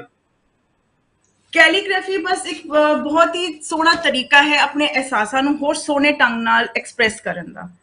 ਇਹ ਸਾਨੂੰ ਸਾਡੇ ਭਾਸ਼ਾ ਨਾਲ ਹੋਰ ਜ਼ਿਆਦਾ ਜੋੜਦੀ ਹੈ। ਉਹ ਵੈਸੇ ਵੀ ਪੰਜਾਬੀ ਤਾਂ ਹੈ ਹੀ ਇੰਨੀ ਮਿੱਠੀ ਤੇ ਪੰਜਾਬੀਅਤ ਵੈਸੇ ਹੀ ਰੂਹਾਨੀਅਤ ਤੱਕ ਲੈ ਕੇ ਜਾਂਦੀ ਹੈ। ਤੇ ਜੇਕਰ ਅਸੀਂ ਉਹਨੂੰ ਅੱਖਰਕਾਰੀ ਦੇ ਢੰਗ ਨਾਲ ਲਿਖੀਏ, ਹੁਣ ਦੇਖੋ ਸਿੰਪਲ ਇੱਕ 35 ਹੈ ਨਾ, ਅਗਰ ਊੜਾ ਐੜਾ ਉਂਝ ਲਿਖ ਰਹੇ ਹਾਂ ਤੇ ਚਲੋ ਠੀਕ ਹੈ ਸਭ ਲਿਖਦੇ ਹਾਂ, ਲੇਕਿਨ ਜਦੋਂ ਅਸੀਂ ਉਹਨੇ ਰੰਗਾਂ ਨਾਲ ਪਿਰੋਇਆ ਤੇ ਉਹਦੇ ਅੰਦਰ ਇੱਕ ਵੱਖਰਾ ਹੀ ਆਕਰਸ਼ਣ ਪੈਦਾ ਹੋਇਆ ਹੈ। ਸੋ ਵੱਖਰਾ ਜਿਹੜਾ ਆਕਰਸ਼ਣ ਜਿਹੜਾ ਵੱਖਰਾ ਪੈਦਾ ਹੋਇਆ ਹੈ ਉਹ ਇੱਕ ਮੈਨੂੰ ਲੱਗਦਾ ਹੈ ਕਿ ਪਾਠਕ ਦੇ ਉੱਤੇ ਜਾਂ ਜਿਹੜਾ ਦੇਖਣ ਵਾਲਾ ਹੈ, ਜਿਹੜਾ ਆਰਟ ਦਾ ਜਿਹੜਾ ਮਤਲਬ ਸਮਝਦਾ ਆਰਟ ਨੂੰ, ਜਿਹੜਾ ਆਰਟ ਦੇ ਬਹੁਤ ਨਜ਼ਦੀਕ ਹੈ, ਮੇਰਾ ਖਿਆਲ ਹੈ ਕਿ ਉਹਦੇ ਵਾਸਤੇ ਇੱਕ ਆਪਣੇ ਆਪ ਦੀ ਆਰਟਿਸਟਿਕ ਤੌਰ ਦੇ ਉੱਤੇ ਇੱਕ ਭਾਸ਼ਾ ਹੈ ਜਿਹਨੂੰ ਬਿਨਾਂ ਬੋਲੇ ਹੀ ਇਨਸਾਨ ਸਮਝਣ ਦੀ ਕੋਸ਼ਿਸ਼ ਕਰਦਾ ਹੈ। ਸ਼ਾਇਦ ਮੈਂ ਜੇ ਗਲਤ ਨਹੀਂ ਤੇ ਇਸ ਨੂੰ ਅੰਡਰਲਾਈਨ ਕਰਕੇ ਵੇਖੀਏ ਕਿ ਬਿਨਾਂ ਬੋਲੇ ਕਿਸੇ ਚੀਜ਼ ਨੂੰ ਸਮਝਣ ਵਾਸਤੇ, ਉਸ ਭਾਸ਼ਾ ਨੂੰ ਨੇੜੇ ਆਉਣ ਵਾਸਤੇ ਮੈਨੂੰ ਲੱਗਦਾ ਕਿ ਕੈਲੀਗ੍ਰਾਫੀ ਜਿਹੜੀ ਹੈ ਉਹ ਬਹੁਤ ਜ਼ਿਆਦਾ ਹੁੰਦੀ ਪਈ ਹੈ। ਔਰ ਇਸ ਦੇ ਨਾਲ ਮੈਂ ਤਾਂ ਵਿਊਅਰ ਨਾਲ ਗੱਲ ਵੀ ਕਰਨਾ ਚਾਹਾਂਗਾ। ਵਿਊਅਰ, ਅੱਜ ਸਾਡੇ ਨਾਲ ਸਰਦਾਰਨੀ ਪਰਮਦੀਪ ਕੌਰ ਜੀ ਜਿਹੜੇ ਕਿ ਬਹੁਤ ਨੌਜਵਾਨ ਨੇ ਔਰ ਅੱਜ ਉਹ ਕੈਲੀਗ੍ਰਾਫੀ ਦੇ ਆਰਟ ਦੇ ਨਾਲ ਜਿੱਥੇ ਪੰਜਾਬੀਅਤ ਦੀ ਹੋਰ ਲੈਂਗੁਏਜ ਦੀ ਸੇਵਾ ਕਰਦੇ ਨੇ, ਉਹਦੇ ਅੰਦਰ ਪੰਜਾਬੀਅਤ, ਗੁਰਬਾਣੀ ਔਰ ਕੈਂਪਾਂ ਦੇ ਵਿਚਕਾਰ ਬੱਚਿਆਂ ਨੂੰ ਇਸ ਕੈਲੀਗ੍ਰਾਫੀ ਵਰਗੀ ਨਾਲ ਜੋੜ ਕੇ ਦੇਖੋ। ਬੱਚੇ ਅੱਜ ਦੀ ਤਰੀਕੇ, ਕਿਉਂਕਿ ਜਦੋਂ ਦਾ ਵਿਜ਼ੂਅਲ ਯੁੱਗ ਆਇਆ, ਉਹ ਵਿਜ਼ੂਅਲ ਯੁੱਗ ਦੇ ਅੰਦਰ ਅਸੀਂ ਅੱਗੋਂ ਗੱਲਬਾਤ ਕਰਾਂਗੇ ਕਿ ਕਿਵੇਂ ਹੈਂਡਰਾਈਟਿੰਗ ਜਿਹੜੀ ਹੈ ਉਹ ਮੁੱਕਣੀ ਸ਼ੁਰੂ ਹੋ ਗਈ ਹੈ ਔਰ ਲਿਖਣ ਦਾ ਸ਼ੌਕ ਖਤਮ ਹੋ ਗਿਆ, ਲਿਖਣ ਦੀ ਪ੍ਰੈਕਟਿਸ ਖਤਮ ਹੋ ਗਈ ਹੈ। ਇਹ ਸਾਰੀਆਂ ਗੱਲਾਂ ਅਸੀਂ ਅੱਗੇ ਕਰਾਂਗੇ ਪਰਮਦੀਪ ਕੌਰ ਜੀ ਦੇ ਨਾਲ। ਔਰ ਤੁਹਾਨੂੰ ਵੀ ਅਸੀਂ ਇਹ ਚਾਹੁੰਦੇ ਹਾਂ ਕਿ ਤੁਸੀਂ ਕਰੀਏ ਦਿਲ ਦੀਆਂ ਗੱਲਾਂ ਦੇ ਇਸ ਪ੍ਰੋਗਰਾਮ ਨੂੰ ਆਪ ਜੀ ਕਿਰਪਾ ਕਰਕੇ थल्ले साडे जो YouTube ते तुसीं देखो ते अपने व्यूज़ जरूर दिओ और इस प्रोग्राम दे अंदर असीं किवें बेहतर कर सकदे हां उहदे बारे दसो। और बहुत जल्दी असीं इस प्रोग्राम नूं एक नवीं शेप देण जा रहे हां और उस नवीं शेप दे नाल असीं नौजवानां नूं अगे लिआउण दी कोशिश करांगे ताकि उन्हां दे मनां विच कौम कोलों की आसां ने। एक नवां प्रोग्राम तुहाडे कोल लैके आवांगे। उस प्रोग्राम दे अंदर असीं इसे तरीके दे नौजवानां नाल गल्लां बातां करांगे, लेकिन जिहड़े अज नौजवान साडे नाल जुड़े ने उन्हां नाल गलबात दा सिलसिला जारी रखते हैं। तो पवनदीप कौर जी, असीं तुहाडे नाल परमदीप कौर जी तुहाडे नाल गलबात दा सिलसिला जारी रखते हैं। परमदीप कौर जी, तुसीं हुणे जिहड़ी गल करदे पए सो कि तुसीं गुरमुखी लई, क्योंकि तुहाडे गाइड ने तुहानूं कहा, तुहाडे टीचर तुहाडे गुरु ने तुहानूं कहा कि तुसीं गुरमुखी भाषा दी नाल कैलीग्राफी दी गल करो। तुसीं गुरु ग्रंथ साहब दा भी सानूं एक बड़ा वड्डा एक साधन भी दस्सिया कि किद्दां गुरु ग्रंथ साहब जी दी सरूप लिखे जांदे सन ते किवें उहदी गल सी। कैलीग्राफी जिहड़ी है तुसीं पंजाबी गुरमुखी भाषा दे विचकार किवें किवें हो, जिस तरह गुरमुखी ते उहदी 35 अखरी दी गल कीती है, इदां होर साडे व्यूअर दे नाल ਇਹਦੇ ਚ ਕਿਵੇਂ ਇੰਟਰਸਟ ਵੱਧ ਸਕਦਾ ਹੈ, ਕਿਵੇਂ ਇੰਟਰਸਟ ਵਧਾਇਆ ਜਾ ਸਕਦਾ ਹੈ, ਬਤੌਰ ਤੁਸੀਂ ਟੀਚਰ ਵੀ ਰਹੇ ਹੋ, ਸਾਡੇ ਵੀਅਰ ਦੇ ਨਾਲ ਸਾਂਝ ਕਰਨ ਦੀ ਕੋਸ਼ਿਸ਼ ਕਰੋ ਜੀ। ਕੈਲੀਗ੍ਰਾਫੀ ਵਿੱਚ ਕਹਿੰਦੇ ਆ ਕਿ ਨਾ ਜਿਹੜੇ ਫਾਊਂਡੇਸ਼ਨ 3 ਵਰਡਸ ਨੇ, 3 P ਅਸੀਂ ਯਾਦ ਰੱਖਣੇ ਨੇ, ਪ੍ਰੈਕਟਿਸ, ਪੇਸ਼ੈਂਸ ਤੇ ਪਰਸਿਸਟੈਂਸ। ਇਹ ਇੱਕ ਦਿਨ ਵਿੱਚ ਆਉਣ ਵਾਲੀ ਕਲਾ ਨਹੀਂ ਹੈ ਕਿ ਮੈਂ ਕਹਾਂ ਮੈਂ ਅੱਧੇ ਘੰਟੇ 'ਚ ਤੁਹਾਨੂੰ ਸਿਖਾਤੀ। ਇਹ ਰੋਜ਼ ਜਿਵੇਂ ਅਸੀਂ ਆਰਾਧਨਾ ਕਰਦੇ ਹਾਂ, ਪਾਠ ਕਰਦੇ ਹਾਂ, ਜਿਹਦਾ ਅਸਰ ਹੌਲੀ ਹੌਲੀ ਸਾਡੇ ਅੰਦਰ ਪੈਦਾ ਹੁੰਦਾ ਹੈ। ਉਸੇ ਤਰ੍ਹਾਂ ਕੈਲੀਗ੍ਰਾਫੀ ਵਾਸਤੇ 3 ਪੱਪੇ ਬਹੁਤ ਜ਼ਰੂਰੀ ਨੇ। ਪ੍ਰੈਕਟਿਸ ਸਾਨੂੰ ਰੋਜ਼ ਕਰਨੀ ਹੈ, ਪੇਸ਼ੈਂਸ ਸਾਨੂੰ ਬਹੁਤ ਰੱਖਣੀ ਹੈ, ਕਿਉਂਕਿ ਇੱਕ ਵਾਰੀ ਵਿੱਚ ਜਿਹੜੇ ਸਾਡੇ ਲੈਟਰਸ ਨੇ ਉਹ ਕਦੀ ਵੀ ਖੂਬਸੂਰਤ ਨਹੀਂ ਬਣਦੇ। ਤੇ ਇੱਕ ਹੈ ਪਰਸਿਸਟੈਂਸ, ਕਿ ਇੱਕੋ ਹੀ ਅੱਖਰ ਨੂੰ ਅਸੀਂ ਬਾਰ-ਬਾਰ ਲਿਖੀ ਜਾਣਾ ਹੈ ਜਦ ਤੱਕ ਕਿ ਉਹ ਇੱਕ ਪਰਫੈਕਸ਼ਨ ਦਾ ਰੂਪ ਨਾ ਲੈ ਲਵੇ। ਤੇ ਕੈਲੀਗ੍ਰਾਫੀ ਕਰਨ ਵਾਸਤੇ ਸਾਨੂੰ ਜਦ ਵੀ ਅਸੀਂ ਸ਼ੁਰੂ ਕਰਨੀ ਹੈ ਤੇ ਇੱਕ ਤੇ ਅਰਦਾਸ ਕਰਨੀ ਹੈ ਕਿ ਬੜਾ ਔਖਾ ਰਸਤਾ ਹੈ ਦਾਤਿਆ, ਇਸ ਤੇ ਚੱਲਣਾ ਸਿਖਾ, ਕਿਉਂਕਿ ਪੇਸ਼ੈਂਸ ਅੱਜ ਕੱਲ੍ਹ ਦੇ ਜਿਹੜੇ ਨੌਜਵਾਨ ਨੇ, ਬੱਚੇ ਨੇ, ਉਹਨਾਂ 'ਚ ਥੋੜੀ ਘਟਦੀ ਜਾ ਰਹੀ ਹੈ। ਅਸੀਂ ਆਮ ਤੌਰ ਤੇ ਸੋਚਦੇ ਹਾਂ ਇੱਕ ਕੰਮ ਸ਼ੁਰੂ ਕੀਤਾ ਤੇ ਬਸ ਫਟਾਫਟ ਸਿਰੇ ਚੜ ਜਾਏ, ਨਹੀਂ, ਕੈਲੀਗ੍ਰਾਫੀ ਨੂੰ ਬਹੁਤ ਟਾਈਮ ਚਾਹੀਦਾ ਹੈ। ਤੇ ਆਈ ਥਿੰਕ ਮੈਂ ਪਿਛਲੇ 5 ਸਾਲ ਪਹਿਲੇ ਜਰਨੀ ਸ਼ੁਰੂ ਕੀਤੀ ਸੀ, ਆਪਣਾ ਸਫ਼ਰ ਸ਼ੁਰੂ ਕੀਤਾ ਸੀ, ਤੇ ਅੱਜ ਗੁਰੂ ਸਾਹਿਬ ਦੀ ਕਿਰਪਾ ਨਾਲ ਮੈਂ ਇੱਥੇ ਤੱਕ ਪਹੁੰਚੀ ਹਾਂ। ਮੈਨੂੰ ਇੱਥੇ ਗੱਲ ਦੱਸੋ ਕਿ ਤੁਸੀਂ ਗੱਲ ਨੂੰ ਸ਼ੁਰੂ ਤੇ ਕਰ ਦਿੱਤਾ, ਇਹਨੂੰ ਕਿਨਾਰੇ ਵੀ ਲਾਓ ਕਿਸੇ ਗੱਲ ਨੂੰ, ਕਿ ਕੈਲੀਗ੍ਰਾਫੀ ਜਿਹੜੀ ਹੈ ਇਹਨੂੰ ਤੁਸੀਂ ਕਹਿੰਦੇ ਹੋ ਕਿ ਬੜੀ ਪੇਸ਼ੈਂਸ ਦੀ ਲੋੜ ਹੈ, ਪ੍ਰੈਕਟਿਸ ਦੀ ਲੋੜ ਹੈ, ਔਰ ਇਸ ਦੇ ਨਾਲ ਤੁਸੀਂ ਇਹਦੇ ਅੰਦਰ ਪਰਫੈਕਸ਼ਨ ਲਿਆਉਣ ਦੀ ਵੀ ਲੋੜ ਹੈ। ਤੇ ਲੇਕਿਨ ਇਹਦੇ ਲਈ ਜੁੜਨ ਨੂੰ ਬੱਚਾ ਤਿਆਰ ਹੀ ਨਹੀਂ। ਅੱਜ ਜਿਸ ਤਰ੍ਹਾਂ ਅਸੀਂ ਵਿਜ਼ੂਅਲ ਯੁੱਗ ਦੇ ਅੰਦਰ ਪ੍ਰਵੇਸ਼ ਕਰ ਗਏ ਹਾਂ, ਜਿਹਦੇ ਅੰਦਰ ਅਸੀਂ ਹਰ ਚੀਜ਼ ਵੀਡੀਓ ਦੇ ਰਾਹੀਂ ਜਾਂ ਸਕਰੀਨ ਦੇ ਉੱਤੇ ਦੇਖ ਕੇ, ਇੰਟਰਨੈਟ ਦੇ ਰਾਹੀਂ, ਹਾਂ ਕਈ ਚੀਜ਼ਾਂ ਚੰਗੀਆਂ ਹੁੰਦੀਆਂ ਨੇ ਕਿ ਇੰਟਰਨੈਸ਼ਨਲ ਤੌਰ ਦੇ ਉੱਤੇ ਇੰਟਰਨੈਟ ਨੇ ਔਰ ਸਾਡੇ ਇਸ ਟੈਕਨੋਲੋਜੀ ਨੇ, ਤੁਸੀਂ ਕਿਤੇ ਬੈਠੇ ਹੋ, ਮੈਂ ਕਿਤੇ ਬੈਠਾ ਹੋਇਆ, ਔਰ ਅਸੀਂ ਦੋਨੋਂ ਜਣੇ ਗੱਲ ਕਰ ਰਹੇ ਹੋ, ਸਾਡੇ ਵਿਊਅਰ ਦੁਨੀਆ ਭਰ 'ਚ ਬੈਠੇ ਹੋਏ ਕਿਹੜੀ ਜਗ੍ਹਾ ਤੇ ਬੈਠੇ ਇਸ ਪ੍ਰੋਗਰਾਮ ਨੂੰ ਦੇਖ ਰਹੇ ਨੇ। ਇਹ ਟੈਕਨੋਲੋਜੀ ਦਾ ਸਾਨੂੰ ਬੜਾ ਵੱਡਾ ਬੈਨੀਫਿਟ ਮਿਲਿਆ ਹੈ, ਲੇਕਿਨ ਟੈਕਨੋਲੋਜੀ ਦਾ ਇੱਕ ਬੜਾ ਵੱਡਾ ਨੁਕਸਾਨ ਹੈ ਕਿ ਸਾਡੀ ਰਾਈਟਿੰਗ ਮੁੱਕ ਗਈ ਹੈ। ਅੱਜ ਅਸੀਂ ਲਿਖਣ ਨੂੰ ਤਿਆਰ ਹੀ ਨਹੀਂ ਹਾਂ। ਅਸੀਂ ਹਰ ਗੱਲ ਕਹਿੰਦੇ ਹਾਂ ਤੁਸੀਂ ਫੋਟੋ ਖਿੱਚ ਕੇ ਮੈਨੂੰ ਮਟੀਰੀਅਲ ਤੇ ਭੇਜ ਦਿਓ, ਫਲਾਣੀ ਗੱਲ ਹੈ, ਲਿਖਣ ਦੀ ਲੋੜ ਕੋਈ ਨਹੀਂ, ਮੈਸੇਜ ਪਾ ਦਿਓ, ਤੁਸੀਂ WhatsApp ਤੇ ਮੈਨੂੰ ਭੇਜ ਦਿਓ। ਇਹਦੇ ਨਾਲ ਰਾਈਟਿੰਗ ਮੁੱਕਦੀ ਜਾਂਦੀ ਪਈ ਹੈ ਤੇ ਉਦੋਂ ਇਹਦਾ ਭਵਿੱਖ ਕੀ ਹੋਏਗਾ? ਬੜਾ ਖਤਰਨਾਕ ਜਿਹਾ ਸਵਾਲ ਵੀ ਖਤਰਨਾਕ ਹੈ, ਔਰ ਮੈਨੂੰ ਜਵਾਬ ਤੁਹਾਡੇ ਕੋਲ ਬਹੁਤ ਠੰਡਾ ਜਿਹਾ ਚਾਹੀਦਾ ਹੈ। ਜੀ ਪੂਰੀ ਕੋਸ਼ਿਸ਼ ਕਰਾਂਗੀ। ਤੁਹਾਡੀ ਬਿਲਕੁਲ ਗੱਲ ਠੀਕ ਹੈ। ਅੱਜ ਕੱਲ੍ਹ ਦਾ ਯੁੱਗ ਟਾਈਪਿੰਗ ਦਾ ਯੁੱਗ ਹੈ, ਬੱਚੇ ਕਾਗਜ਼ ਕਲਮ ਕੋਲ ਪਹੁੰਚਣਾ ਹੀ ਨਹੀਂ ਚਾਹ ਰਹੇ। ਲੇਕਿਨ ਜਦੋਂ ਅਸੀਂ ਇੱਕ ਇੰਟਰੋਡਕਟਰੀ ਸੈਸ਼ਨ ਰੱਖਦੇ ਹਾਂ, ਜਿਵੇਂ ਕਈ ਕੈਂਪਸ ਵਿੱਚ ਹੁਣੇ ਰੀਸੈਂਟਲੀ ਗਰਮੀ ਦੀ ਛੁੱਟੀਆਂ ਵਿੱਚ ਗੁਰਦੁਆਰਾ ਹਰੀਨਗਰ ਸੇਵਾ ਨਿਭਾਉਣ ਦਾ ਮੌਕਾ ਮਿਲਿਆ, ਉੱਥੇ ਬੱਚਿਆਂ ਨੇ ਜੋ ਇੰਟਰਸਟ ਸ਼ੋ ਕੀਤਾ ਕੈਲੀਗ੍ਰਾਫੀ ਪ੍ਰਤੀ, ਉਹ ਬਹੁਤ ਹੀ ਜ਼ਿਆਦਾ ਇੱਕ ਚੜ੍ਹਦੀ ਕਲਾ ਵਾਲਾ ਸੀ।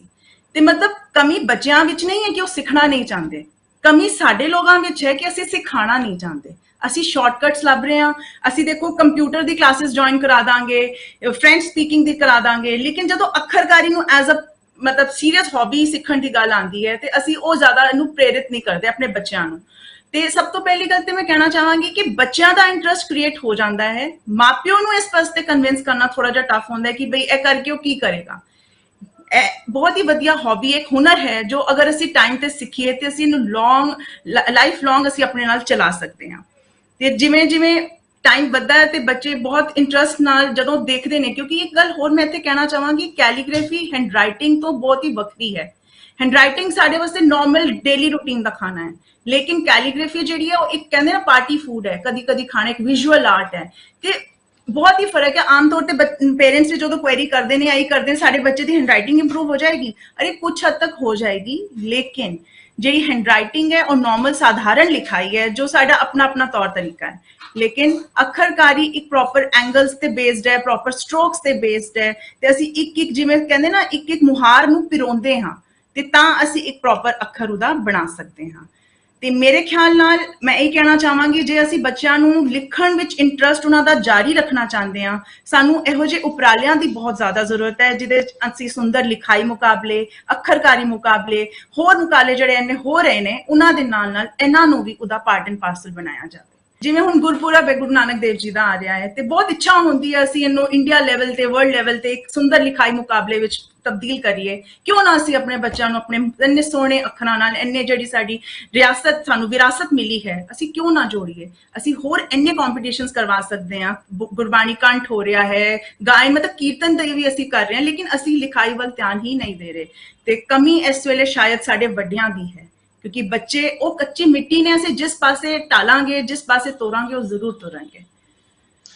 ਹੁਣ ਮੈਂ ਇੱਥੇ ਪਰਮਜੀਤ ਕੌਰ ਜੀ ਗੱਲ ਕਰਨਾ ਚਾਹਾਂਗਾ, ਜਿਹੜਾ ਕਿ ਮੈਨੂੰ ਲੱਗਦਾ ਹੈ, ਮੇਰੀ ਆਪਣੀ ਸੋਚ ਹੈ, ਤੁਹਾਡੇ ਨਾਲ ਗੱਲ ਕਰਕੇ ਮੈਨੂੰ ਜੋ ਅਜੇ ਖਿਆਲ ਉਭਰਿਆ, ਮੈਂ ਨਹੀਂ ਕਹਿੰਦਾ ਦਿਸ ਮਾਈ ਥਾਟ, ਇਹ ਮੇਰਾ ਵਿਚਾਰ ਹੈ, ਮੈਂ ਤੁਹਾਡੀ ਗੱਲਾਂ ਤੋਂ ਅੰਦਰੋਂ ਮੈਨੂੰ ਜਿਹੜੀ ਚੀਜ਼ ਨਵੀਂ ਲੱਭੀ ਹੈ, ਜੇ ਸਾਡੇ ਬੱਚਿਆਂ ਦੇ ਸਕੂਲ ਦੇ ਕੈਰੀਕੁਲਮ ਦੇ ਅੰਦਰ ਅਗਰ ਕੈਲੀਗ੍ਰਾਫੀ ਨੂੰ ਅਗਰ ਅਸੀਂ ਉਹਦੇ ਮਤਲਬ ਉਹਦਾ ਹਿੱਸਾ ਬਣਾਤਾ ਜਾਏ, ਕੈਰੀਕੁਲਮ ਦਾ ਹਿੱਸਾ ਬਣਾਤਾ ਜਾਵੇ, ਤੇ ਕਿਆ ਇਹਦੇ ਨਾਲ ਬੱਚਿਆਂ ਦਾ ਜੇ ਤੇ ਇੰਟਰਸਟ ਵੀ ਹੋਏਗਾ, ਨਾਲ ਇੱਕ ਫੋਰਸੇਬਲੀ ਵੀ ਗੱਲ ਹੋਏਗੀ, ਤਾਂ ਹੌਲੀ ਹੌਲੀ ਉਹਨਾਂ ਦਾ ਇਸ ਆਰਟ ਵੱਲ ਜਿਹੜਾ ਹੈ, ਕਿਉਂਕਿ ਬੱਚੇ ਦਾ ਸ਼ੌਕ ਪੜ੍ਹਾਈ ਵੱਲ ਘੱਟ ਹੁੰਦਾ, ਡਰਾਇੰਗ ਵੱਲ ਜ਼ਿਆਦਾ ਹੁੰਦਾ, ਉਹ ਵੱਖਰੀ ਵੱਖਰੀ ਚੀਜ਼ਾਂ ਨੂੰ ਡਰਾਫਟ ਕਰਨਾ ਤੇ ਪਸੰਦ ਕਰਦਾ, ਲੇਕਿਨ ਉਹ ਬੱਚਾ ਕਦੀ ਵੀ ਕੋਸ਼ਿਸ਼ ਨਹੀਂ ਕਰਦਾ ਕਿ ਮੈਂ ਹੁਣ ਪੜ੍ਹਾਈ ਵੱਲ ਬੱਚੇ ਜਿਹੜੇ ਕਰਦੇ ਉਹ ਆਪਣੀ ਜਗ੍ਹਾ ਕਰੀ ਜਾ ਰਹੇ, ਲੇਕਿਨ ਕਈ ਵਾਰੀ ਬੱਚੇ ਨੂੰ ਗਲੈਮਰ ਚੰਗਾ ਲੱਗਦਾ, ਤੇ ਉਹ ਗਲੈਮਰ ਦੇ ਵਿਚਕਾਰ ਜੇ ਇਹਨੂੰ ਕੋਕਰਨ ਦੇ ਅੰਦਰ, ਉਹਦੇ ਕੈਰੀਕੁਲਮ ਦੇ ਅੰਦਰ ਐਂਟਰ ਕਰ ਲਿਆ ਜਾਵੇ, ਤਾਂ ਇਹਦੇ ਨਾਲ ਅੱਛਾ ਰਹੇਗਾ। ਤੁਸੀਂ ਇਹਦੇ ਬਾਰੇ ਕੁਝ ਦੱਸਣਾ ਚਾਹੋ, ਬਿਕੋਜ਼ ਤੁਸੀਂ ਟੀਚਰ ਵੀ ਰਹੇ ਹੋ। ਜੀ ਬਿਲਕੁਲ, ਤੁਸੀਂ ਬਹੁਤ ਸੋਹਣਾ ਇੱਕ ਇਸ ਥਾਟ ਲਿਆਈਏ, ਬਹੁਤ ਅੱਛਾ ਵਿਚਾਰ ਹੈ ਤੁਹਾਡਾ। ਇਹ ਅਸੀਂ ਜੇ ਕਰੀਏ ਤੇ ਵਾਕਈ ਹੀ ਕੈਲੀਗ੍ਰਾਫੀ ਰਾਹੀਂ ਬੱਚੇ ਬਹੁਤ ਹੋਰ ਕ੍ਰੀਏਟਿਵ ਹੋਣਗੇ। ਔਰ ਇੱਕ ਗੱਲ ਹੋਰ ਦੱਸਾਂ ਕਿ ਅੱਖਰਕਾਰੀ ਨਾ ਅੱਜ ਕੱਲ ਦੀ ਜੋ ਸਾਡੇ ਮੈਂਟਲ ਸਟੇਟ ਹੈ ਨਾ, ਉਹਦੇ ਵਾਸਤੇ ਵੀ ਬਹੁਤ ਅੱਛੀ ਹੈ। ਇਹ ਸਾਡਾ ਜੋ ਇੱਕ ਟੈਨਸ਼ਨ, ਸਟ੍ਰੈਸ, ਡਿਪਰੈਸ਼ਨ ਵਰਗੀਆਂ ਅਸੀਂ ਗੱਲਾਂ ਸੁਣ ਰਹੇ ਹਾਂ ਵੀ ਛੋਟੇ ਛੋਟੇ ਬੱਚੇ ਡਿਪਰੈਸ਼ਨ ਵਿੱਚ ਜਾ ਰਹੇ ਨੇ। ਕਿਉਂ ਜਾ ਰਹੇ ਨੇ? ਕਿਉਂਕਿ ਉਹ ਮੋਬਾਈਲਾਂ ਵਿੱਚ ਹੀ ਉਹਨਾਂ ਦਾ ਸਾਰਾ ਟਾਈਮ ਜਾ ਰਿਹਾ ਹੈ, ਟੀਵੀ ਸਕਰੀਨ ਅੱਗੇ ਹੀ ਜਾ ਰਿਹਾ, ਤੇ ਉਹਨਾਂ ਨੂੰ ਡਾਇਵਰਟ ਕਰਨਾ ਪਏਗਾ। ਤੇ ਜੇਕਰ ਅਸੀਂ ਉਹਨਾਂ ਨੂੰ ਡਾਇਰੈਕਟਲੀ ਕਹਾਂਗੇ ਨਾ ਐ ਨਾ ਕਰ, ਐ ਨਾ ਕਰ, ਤੇ ਉਹ ਕਾਲੇ ਪੈ ਜਾਂਦੇ ਨੇ। ਕੋਈ ਬੱਚਾ ਇੰਨੀ ਟੋਕ ਸੁਣਨਾ ਪਸੰਦ ਨਹੀਂ ਕਰਦਾ। ਤੇ ਜੇ ਅਸੀਂ ਉਹਨੂੰ ਪਿਆਰ ਨਾਲ ਕਹਿੰਦੇ ਨਾ, ਬੜੇ ਉਸ ਚੀਜ਼ਾਂ ਨੂੰ ਡਾਇਵਰਟ ਕਰੀਏ ਕਿ ਨਹੀਂ ਬੇਟਾ ਤੂੰ ਐ ਛੱਡ, ਚੱਲਾ ਐ ਅੱਜ ਅਸੀਂ ਰੰਗਾਂ ਨਾਲ ਖੇਡੀਏ, ਅੱਜ ਅਸੀਂ ਕੈਲੀਗ੍ਰਾਫੀ ਕਰੀਏ, ਤੇ ਇਹਦੇ ਨਾਲ। ਔਰ ਇੱਕ ਗੱਲ ਹੋਰ ਇੱਥੇ ਕਹਿਣਾ ਚਾਹਾਂਗੀ, ਇਹ ਬੱਚਿਆਂ ਤੱਕ ਹੀ ਸੀਮਿਤ ਨਹੀਂ ਹੈ ਕਲਾ, ਈਵਨ ਵੱਡੇ, ਕੋਈ ਉਮਰ ਹੀ ਨਹੀਂ ਹੈ। ਮਤਲਬ ਕੋਈ ਵੀ ਇਸ ਕਲਾ ਨੂੰ ਸਿੱਖ ਸਕਦਾ ਹੈ ਔਰ ਆਪਣੇ ਅੰਦਰ ਇੱਕ ਪੋਜ਼ਿਟਿਵ ਬਦਲਾਵ ਲਿਆ ਸਕਦਾ ਹੈ। ਮੈਂਟਲ ਹੈਲਥ ਵਾਸਤੇ ਵੀ ਬਹੁਤ ਜ਼ਰੂਰੀ ਹੈ। ਔਰ ਆਪ ਜੀ ਦਾ ਇਹ ਸੁਝਾਵ ਕਿ ਇਹਨੂੰ ਸਕੂਲ ਕਰਿਕੂਲਮ ਦਾ ਹਿੱਸਾ ਬਣਾਇਆ ਜਾਏ, ਮੈਂ ਸਮਝਦੀ ਹਾਂ ਬਹੁਤ ਜ਼ਰੂਰੀ ਹੈ। ਇਹਨੂੰ ਸ਼ੁਰੂ ਕਰਨਾ ਚਾਹੀਦਾ ਹੈ, ਤੇ ਇਹ ਬੱਚਿਆਂ ਦੇ ਨਾਲ ਨਾਲ ਟੀਚਰਾਂ ਵਾਸਤੇ ਵੀ ਬਹੁਤ ਬੈਨੀਫਿਸ਼ੀਅਲ ਹੋਏਗਾ। ਮੇਰਾ ਖਿਆਲ ਹੈ ਕਿ ਜਿਹੜੇ ਸਾਡੇ ਇਸ ਵੇਲੇ ਸਾਡੇ ਦਰਸ਼ਕਾਂ ਦੇ ਵਿਚਕਾਰ ਕੁਝ ਨਾ ਕਿਸੇ ਸਕੂਲ ਦੇ ਪ੍ਰਿੰਸੀਪਲ ਜਾਂ ਕੋਈ ਟੀਚਰ ਸਾਹਿਬਾਨ ਅਗਰ ਉਹ ਇਸ ਨੂੰ ਦੇਖ ਰਹੇ ਹੋਣਗੇ, ਤਾਂ ਮੈਂ ਸਮਝਦਾ ਕਿ ਅੱਜ ਪਰਮਦੀਪ ਕੌਰ ਹੋਰਾਂ ਦੇ ਨਾਲ ਜਿਹੜੀ ਅੱਜ ਗੱਲਬਾਤ ਅੱਛੇ ਚਲਾਇਆ ਹੈ, ਜਿਹੜੀ ਗੱਲਬਾਤ ਕੀਤੀ, ਇਹਦੇ ਵਿੱਚੋਂ ਜਿਹੜੀ ਗੱਲ ਨਿਕਲ ਕੇ ਆਈ ਹੈ ਕਿ ਅਸੀਂ ਇਹਨੂੰ ਹੈਂਡ ਰਾਈਟਿੰਗ ਦੇ ਨਾਲ ਵਿਸ਼ੇਸ਼ ਕਰਕੇ ਨਾ ਜੋੜ ਕੇ ਇੱਕ ਮੈਂਟਲ ਸਟ੍ਰੈਸ ਦੀ ਵੀ ਗੱਲ ਕਰ ਲੈਂਦੇ ਹਾਂ, ਔਰ ਆਪਣੇ ਵਿਊਜ਼ ਐਕਸਪ੍ਰੈਸ਼ਨ ਦੀ ਵੀ ਗੱਲ ਕਰ ਲੈਂਦੇ ਹਾਂ, ਵਿਚਾਰਾਂ ਦੀ ਪ੍ਰਗਟਾਵਾ ਵੀ ਕਰ ਲੈਂਦੇ ਹਾਂ, ਔਰ ਨਾਲ ਨਾਲ ਜਿਹੜਾ ਹੈ ਅਸੀਂ ਉਹਨਾਂ ਦੀ ਹੈਂਡ ਰਾਈਟਿੰਗ ਨੂੰ ਵੀ ਡਾਇਰੈਕਟਲੀ ਇਨਡਾਇਰੈਕਟਲੀ, ਯਾਨੀ ਸਿੱਧੇ ਔਰ ਸਿੱਧੇ ਤੌਰ ਦੇ ਉੱਤੇ ਅਸੀਂ ਉਹਨਾਂ ਦੀ ਇੰਪਰੂਵਮੈਂਟ ਵੱਲ ਤੁਰ ਰਹੇ ਹਾਂ। ਜੇ ਤੁਹਾਡੀ ਲਿਖਾਈ ਸੁੰਦਰ ਹੈ, ਤੁਹਾਡੀ ਲਿਖਣ ਵਿਚਕਾਰ ਸਾਰੀ ਤੁਹਾਡਾ ਐਕਸਪ੍ਰੈਸ਼ਨ ਠੀਕ ਹੈ, ਤੇ ਸੱਚ ਜਾਣਿਓ ਕਿ ਕਈ ਸਾਰੀਆਂ ਚੀਜ਼ਾਂ ਅਨਐਕਸਪ੍ਰੈਸ ਵੀ ਜਿਹੜੀਆਂ ਨੇ ਐਕਸਪ੍ਰੈਸ ਹੋ ਜਾਂਦੀਆਂ ਨੇ। ਔਰ ਜੇ ਹੈਂਡ ਰਾਈਟਿੰਗ ਹੀ ਠੀਕ ਨਹੀਂ ਹੈ, ਜਾਂ ਉਹਨੂੰ ਲਿਖਣ ਦਾ ਤਰੀਕਾ ਹੀ ਨਹੀਂ ਠੀਕ ਹੈ, ਅੱਖਰਾਂ ਦੀ ਬਨਾਵਟ ਠੀਕ ਨਹੀਂ ਹੈ, ਤੇ ਕਈ ਚੀਜ਼ਾਂ ਤੁਸੀਂ ਜਿਹੜੀਆਂ ਕਹਿਣੀਆਂ ਨੇ ਉਹ ਵੀ ਅਣਕਹੀਆਂ ਰਹਿ ਜਾਂਦੀਆਂ ਨੇ, ਉਹ ਉੱਥੇ ਹੀ ਗਵਾਚ ਜਾਂਦੀਆਂ ਨੇ, ਜਿਹੜੀਆਂ ਤੁਹਾਡੇ ਅੰਦਰ ਹੀ ਪਈਆਂ ਉਹ ਬਾਹਰ ਨਹੀਂ ਨਿਕਲ ਪਾਉਂਦੀਆਂ, ਕਿਉਂਕਿ ਤੁਸੀਂ ਉਹਨੂੰ ਦੇ ਹੀ ਨਹੀਂ ਪਾ ਰਹੇ। ਸੋ ਹੁਣ ਮੈਂ ਅੱਗੇ ਵਧਾਂਗਾ ਪਰਮਦੀਪ ਕੌਰ ਜੀ, ਤੁਸੀਂ ਕੋਈ ਹੋਰ ਚੀਜ਼ ਜਿਹੜੀ ਕਿ ਸੈਂਪਲ ਦੇ ਤੌਰ ਤੇ ਤਿਆਰ ਕੀਤੀ ਹੋਵੇ ਉਹ ਕੋਈ ਸਾਡੇ ਵਿਊਅਰਸ ਨੂੰ ਦਿਖਾਣਾ ਚਾਹੋਗੇ? ਕਿਉਂਕਿ ਸਮਾਂ ਸਾਡੇ ਕੋਲ ਹੁਣ ਜਿਹੜਾ ਹੈ ਕੇਵਲ 5 ਮਿੰਟ ਦਾ ਹੈਗਾ ਤੇ ਅਸੀਂ ਚਾਹੁੰਦੇ ਹਾਂ ਕਿ ਤੁਹਾਡੇ ਕੀਤੇ ਹੋਏ ਕੰਮਾਂ ਨੂੰ ਅਸੀਂ ਦੁਨੀਆ ਭਰ ਦੇ ਲੋਕਾਂ ਤੱਕ ਪਹੁੰਚਾਉਣ ਦੀ ਕੋਸ਼ਿਸ਼ ਕਰੀਏ। ਹਾਂਜੀ ਜ਼ਰੂਰ, ਇਹ ਗੁਰਬਾਣੀ ਲਿਖੀ ਹੈ ਤੇ ਮੈਂ ਅਦਬ ਸਤਿਕਾਰ ਨਾਲ ਹੀ ਦਿਖਾਣਾ ਚਾਹਾਂਗੀ ਆਪਣੇ ਦਰਸ਼ਕਾਂ ਨੂੰ, ਕਿਉਂਕਿ ਇਹ ਦੇਖੋ ਇਹ ਹੈਗੇ ਨੇ ਵੁਡਨ ਪਲੈਂਕਸ ਦੇ ਉੱਤੇ ਅੱਖਰਕਾਰੀ ਕੀਤੀ ਗਈ ਹੈ, ਮਨ ਜੀਤੇ ਜਗਜੀਤ। ਇਹ ਵੈਸੇ ਵੀ ਗੁਰਬਾਣੀ ਦਾ ਬਹੁਤ ਹੀ ਅਨਮੋਲ ਵਚਨ ਹੈ ਗੁਰੂ ਨਾਨਕ ਦੇਵ ਜੀ ਦਾ, ਜੋ ਕਿ ਮਤਲਬ ਰੋਜ਼ ਅਗਰ ਅਸੀਂ ਇਹਨੂੰ ਪੜ੍ਹੀਏ ਤੇ ਮਨ ਨੂੰ ਜਿੱਤੀਏ ਤੇ ਜਿੱਤ ਹੈ ਅਤੇ ਅਸੀਂ ਜਗ ਨੂੰ ਜਿੱਤ ਲਾਂਗੇ। ਤੇ ਇਹੋ ਜਿਹੇ ਕੋਰਸ ਜਦੋਂ ਅਸੀਂ ਆਪਣੇ ਆਲੇ ਦੁਆਲੇ ਰੱਖਦੇ ਹਾਂ, ਕਿਸੇ ਨੂੰ ਗਿਫਟ ਕਰਦੇ ਹਾਂ, ਤੇ ਵੈਸੇ ਹੀ ਹੋਰ ਚੜ੍ਹਦੀ ਕਲਾ ਮਿਲਦੀ ਹੈ। ਇਹ ਨਿਰਭਉ ਨਿਰਭੈਰ, ਇਹ ਲੱਕੜ ਤੇ ਲਿਖੇ ਗਏ ਨੇ ਪੀਸ। ਤੇ ਉਸ ਤੋਂ ਬਾਅਦ ਹੈਗੇ ਨੇ ਇਹ ਫਰੇਮਸ ਨੇ, ਜਿਵੇਂ ਇਹ ਸ਼ਬਦ, ਇਹਦੇ ਵਿੱਚ ਮੈਂ ਪਰਸ਼ੀਅਨ ਆਰਟ ਨੂੰ ਥੋੜਾ ਜਿਹਾ ਮਿਕਸ ਕਰਨ ਦੀ ਕੋਸ਼ਿਸ਼ ਕੀਤੀ ਹੈ। ਥੋੜਾ ਕਲੋਜ਼ ਕਰੋਗੇ ਜੀ ਜਰਾ ਕੋ, ਥੋੜਾ ਕਲੋਜ਼ ਕਰੋਗੇ? हाँ ये अच्छा, बिल्कुल ठीक है। ये पर्शियन ਜਿਹੜੀ ਹੈ ਇਹਦੇ ਅੰਦਰ ਪਰਛਾਵਾਂ ਹੈ ਥੋੜਾ ਥੋੜਾ। ਯੈਸ, ਹਾਂਜੀ ਹਾਂਜੀ ਹਾਂਜੀ ਜੀ। ਇਹ ਤੁਸੀਂ ਗੱਲ ਕਰ ਰਹੇ ਹੋ ਕਿ ਹਿਸਟਰੀ ਨੂੰ ਅਸੀਂ ਕਿਵੇਂ ਜੋੜ ਰਹੇ ਹਾਂ, ਇਸ ਤਰ੍ਹਾਂ ਥੋੜਾ ਜਿਹਾ ਹੈਗਾ, ਕਿਉਂਕਿ ਪਰਸ਼ੀਅਨ ਆਰਟ ਦਾ ਸਾਡੇ ਗੁਰਦੁਆਰਿਆਂ ਵਿੱਚ ਤੁਸੀਂ ਦੇਖਿਆ ਹੋਏਗਾ ਕਿੰਨਾ ਖੂਬਸੂਰਤ ਆਰਕੀਟੈਕਟ ਅਸੀਂ ਦੇਖਦੇ ਹਾਂ, ਕਿੰਨੀ ਜਿਹੜੀ ਸਜਾਵਟ ਦੀਵਾਰਾਂ ਤੇ ਹੁੰਦੀ ਹੈ। ਤੇ ਇੱਕ ਇਹ ਮੂਲ ਮੰਤਰ ਦਾ ਪੀਸ ਹੈ, ਤੇ ਜਦੋਂ ਅਸੀਂ ਕਿਸੇ ਨੂੰ ਗਿਫਟ ਕਰੀਏ ਤੇ ਵੈਸੇ ਹੀ ਉਹ ਹੋਰ ਜ਼ਿਆਦਾ ਅਨਮੋਲ ਹੋ ਜਾਂਦੀ ਹੈ। ਬਾਣੀ ਦਾ ਸੁਨੇਹਾ ਆਪਣੇ ਹੱਥਾਂ ਨਾਲ ਲਿਖਿਆ ਹੋਵੇ, ਬਾਣੀ ਦਾ ਤੇ ਇੱਕ ਅੱਖਰ ਹੀ ਅਨਮੋਲ ਹੈ, ਜਿਹਦੀ ਕੋਈ ਕੀਮਤ ਹੀ ਨਹੀਂ ਹੈ, ਜਿਹਨੂੰ ਕਦੀ ਕੀਮਤ ਦੇ ਹੀ ਨਹੀਂ ਸਕਦੇ ਕੋਈ ਸਤਿਗੁਰਾਂ ਦੇ ਇੱਕ ਸ਼ਬਦ ਦੀ। ਲੇਕਿਨ ਉਹਨੂੰ ਪੇਸ਼ਕਾਰੀ ਕਰਨਾ, ਉਹਨੂੰ ਲੋਕਾਂ ਤੱਕ ਪਹੁੰਚਾਉਣਾ ਜਾਂ ਉਹਨਾਂ ਦੇ ਉੱਤੇ ਆਰਟ ਦੇ ਰਾਹੀਂ ਪੇਸ਼ ਕਰਨਾ, ਇੱਕ ਆਪਣੇ ਆਪ 'ਚ ਹੈ। ਉਹਦਾ ਸਤਿਕਾਰ ਰੱਖਦੇ ਹੋਏ ਕਰਨਾ, ਇਹ ਬੜੀ ਵੱਡੀ ਗੱਲ ਹੈ ਔਰ ਅੱਛਾ ਲੱਗਦਾ ਤੁਹਾਡੇ ਕੋਲ ਦੇਖ ਕੇ। ਥੈਂਕ ਯੂ ਜੀ। ਐਵੇਂ ਥੋੜਾ ਬਹੁਤ ਇੰਗਲਿਸ਼ ਦਾ ਵੀ ਕਰਦੇ ਹਾਂ, ਕਿਉਂਕਿ ਤੇ ਸਾਡੇ ਤੇ ਗੁਰੂ ਸਾਹਿਬ ਆਪ ਮਲਟੀਲਿੰਗੁਅਲ ਹੈਗੇ ਸਨ, ਤੇ ਹਰ ਭਾਸ਼ਾ ਆਈ ਥਿੰਕ ਲਿਖਣੀ ਜ਼ਰੂਰੀ ਹੈ, ਸਿੱਖਣੀ ਜ਼ਰੂਰੀ ਹੈ। ਚਲੋ ਮੈਂ ਤੇ ਇਸ ਗੱਲ ਦੇ ਉੱਤੇ ਪਰਮਦੀਪ ਕੌਰ ਜੀ, ਮੈਂ ਇੱਕ ਗੱਲ ਤਾਂ ਤੁਹਾਨੂੰ ਜ਼ਰੂਰ ਕਹਿਣਾ ਚਾਹਾਂਗਾ ਆਪਣੇ ਵਿਊਅਰ ਦੇ ਨਾਲ ਵੀ, ਕਿ ਭਾਸ਼ਾ ਜਿਹੜੀ ਹੈ ਉਹ ਐਕਸਪ੍ਰੈਸ਼ਨ ਵਾਸਤੇ ਹੈ, ਆਪਣੀ ਗੱਲ ਨੂੰ ਪਹੁੰਚਾਉਣ ਦੀ ਤਰੀਕਾ ਹੈ। ਲੇਕਿਨ ਅਸੀਂ ਕਈ ਭਾਸ਼ਾਵਾਂ ਦੁਨੀਆ ਭਰ ਦੇ ਵਿੱਚ ਨੇ, ਸਾਨੂੰ ਸਿੱਖਣੀਆਂ ਚਾਹੀਦੀਆਂ ਨੇ। ਕੋਈ ਭਾਸ਼ਾ ਤਾਂ ਬੁਰੀ ਨਹੀਂ ਹੈ, ਭਾਸ਼ਾ ਕੋਈ ਮਾੜੀ ਨਹੀਂ ਹੈ, ਲੇਕਿਨ ਆਪਣੀ ਮਾਂ ਬੋਲੀ ਦੀ ਕੀਮਤ ਦੇ ਉੱਤੇ ਭਾਸ਼ਾ ਸਿੱਖਣੀ ਉਹ ਠੀਕ ਨਹੀਂ ਹੈ। ਲੇਕਿਨ ਭਾਸ਼ਾਵਾਂ ਸਿੱਖਣਾ ਬਹੁਤ ਜ਼ਰੂਰੀ ਹੈ ਕਿ ਦੁਨੀਆ ਅੱਜ ਗਲੋਬਲ ਵਿਲੇਜ 'ਚ ਕਨਵਰਟ ਹੋ ਚੁੱਕੀ ਹੈ, ਇੱਕ ਪਿੰਡ 'ਚ ਤਬਦੀਲ ਹੋ ਗਈ ਇੰਟਰਨੈਟ ਨੇ। ਔਰ ਉਦੋਂ ਅਸੀਂ ਆਪਣੀ ਦੁਨੀਆ ਦੀ ਦੌੜ 'ਚ ਪਿੱਛੇ ਨਾ ਰਹਿ ਜਾਈਏ, ਤੇ ਭਾਸ਼ਾ ਰੁਕਾਵਟ ਨਹੀਂ ਹੋਣੀ ਚਾਹੀਦੀ।